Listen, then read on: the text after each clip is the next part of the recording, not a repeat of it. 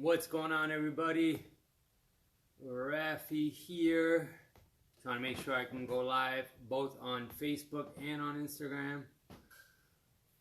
So as I stated before, I'm trying to get into the habit of just doing one live a week, one live every other week, just to kind of give some tips, pointers, and a little bit about what I do, how I do it. So I'm just waiting for Facebook to get started.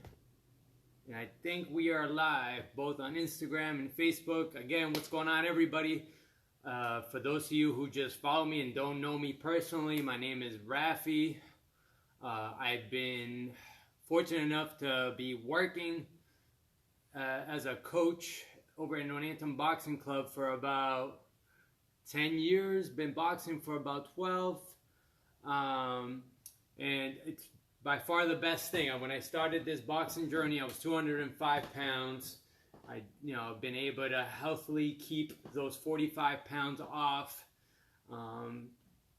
consistently throughout my life through just healthy habits, obviously exercise, mindfulness, health and wellness overall. Not just literally moving my body, exercising my body, but also, making sure that I'm healthy emotionally, mentally, physically, spiritually, however way, shape, or form that I can be the best version of myself. And so throughout this journey, I've been fortunate enough to help others. I help people, your typical student athlete, all the way from your 80-year-old, your person that's had a stroke and just trying to improve and maintain a certain quality of life. I run and operate a Parkinson's program, and for me, this is my purpose, my why. I love being able to be of service and helping others. So, with that said, what I wanted to go through today was typically what I do with a client that's starting, that's exploring or experimenting into the health and wellness realm, and wants to improve. I get your typical person that just wants to get in shape, be a healthier person, maintain. Like I said, I work with every age spectrum. I get your student athletes, and then I get people that are interested in learning the sport of boxing with the potential to get in the ring and spar, whether it be very recreationally or eventually competitively. So I got a little checklist here. So that's a little bit about the clientele that I typically see. And what I'm about to tell you, I feel like regardless if you come see me or not, you should be able to get some sort of guidance, or even if you practice a quality or a good amount of health and wellness. It's always good to kind of reflect. I love the idea of measuring things. I feel like if you're able to have some sort of measurement, you could always improve or maintain. So again, a typical client that's just trying to be a healthier version of themselves or learning boxing, I'll start off with a subjective assessment. Lately, I've been doing it when people come in and I just ask the question sometimes a little beforehand. I like to sit down with the client, whether it be a Zoom call or in person, whatever the time circumstance allows. And I like to ask things like, what are the 10 general basic things that you eat typically? Now, for me, I have a coffee in the morning, depending if I'm fasting or not. I'll have a smoothie with kale, frozen fruit, peanut butter. Occasionally I have coconut milk. And then throughout the day, it all depends. Depends on what we cooked the night before. That could be chicken, that could be rice, that could be quinoa, that could be spinach, that could be peppers, that could be avocado. I really try to diversify my food. But I would typically ask this, and I would, consider what it is that you're putting in your body, the top 10 things roughly that you're putting in your body. All right, and then from there, the next thing I ask is how much sleep, or what are your sleeping habits? For me, I need a minimum of 6 hours. If I can get 6.5, 7, better. But I need a minimum of 6 hours. My mood's gonna be better. My body's gonna function better. You know, I try to stay relevant in the sport of boxing. I'm not saying I compete, but I'd like to think I stay relevant. So I still practice intense boxing workouts. I still lift. I literally just went on a 6.20 mile run and try to keep a solid, you know, pace. So, you know, sleep is very important. And so I would go from there, and then I would ask, what are your coping mechanisms? You know, what is it that you do when you're stressed, when things at work are difficult, when you're dealing with your teenage child and you don't know, you know, how to support them. And believe it or not, a lot of times you get, you know, I use weed, or I use alcohol, or I binge eat. Those are typically, believe it or not, those are when shit hits the fan. All three of those are things that I may consider myself. So, but asking that question is, again, acknowledgement that this is what I'm doing. You know, because a lot of people just don't acknowledge what their, you know, their habits are. So, you know, I've asked eating habits, top 10 things you're eating. Hello. Your sleep, how much sleep you're getting, your coping mechanisms. Then I would ask, you know, what are your weekly activities? Are you moving? Are you active? Are you sitting for the most part? If you have a typical office job, you know, then chances are you're going to be doing a lot of sitting. Or if you're a parent and you're picking up, dropping off, chances are you're doing a lot of sitting because you're driving to and from. All right, from there, I like to ask, what are your physical goals? All right, in order to be a healthier version, you need to know where you are and where you want to go. So, you know, a lot of people say, I want to look better, I want to be skinnier, whatever. You know, but I strongly encourage to get clear on what it is you want to do. For me, you know, I wanted to get to that 165 pound because I wanted to compete in that weight class. I didn't want to compete in the 205 pound heavyweight.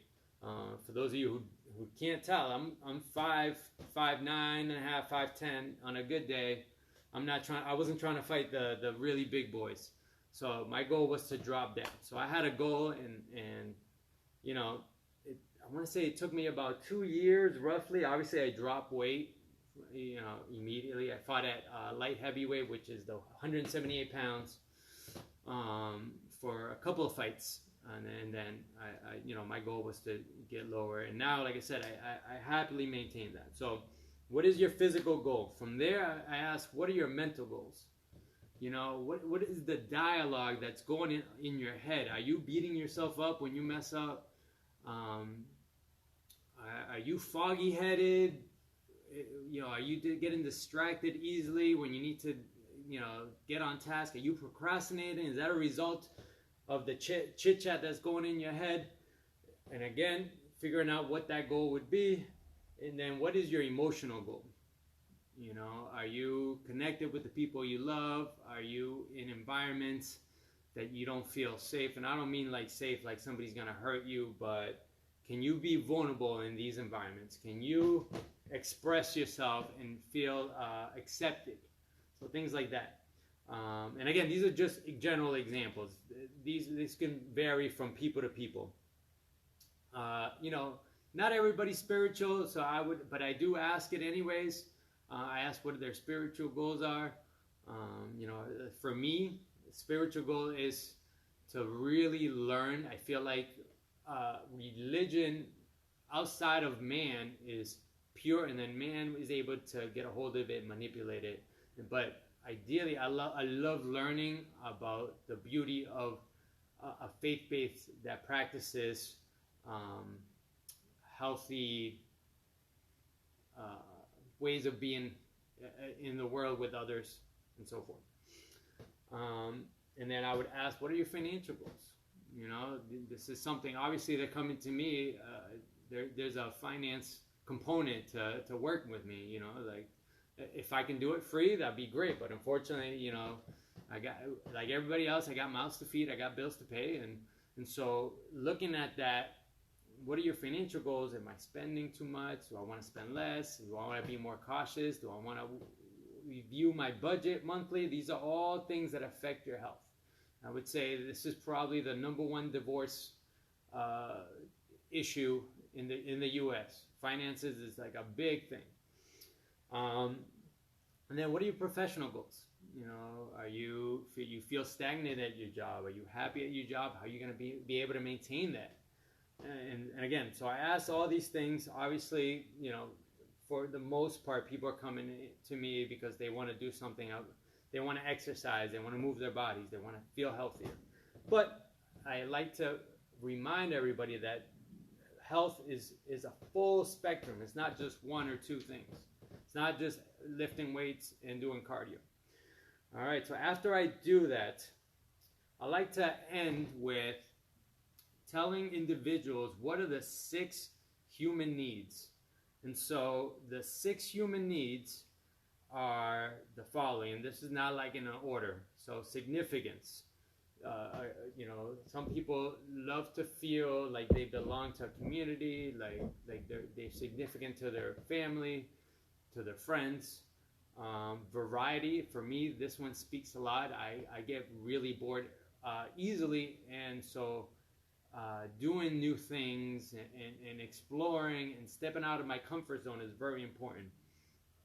Certainty, this is a very important one. Not everybody can be an entrepreneur because they need that sense of security. They know at the end of the week they're going to clock their hours and they're going to get a paycheck and they're going to pay their bills. For many people, that's an important one. Growth, again, I would say this is by far the most important one to me. If I feel like there's stagnation, I can very easily go into a depressive state, a very sad state. And so making sure that I'm growing, learning, feeling, I don't ever want to lose the sense of feeling like I'm a student. I always want to be learning.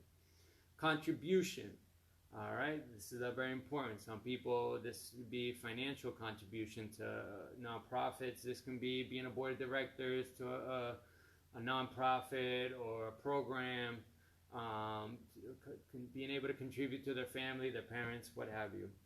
And another important one for a lot of people, which I would question because I feel like Hollywood plays a big role in people picking this. And I'm talking about the rom-coms and the Notebook and those types of movies play a role in shows.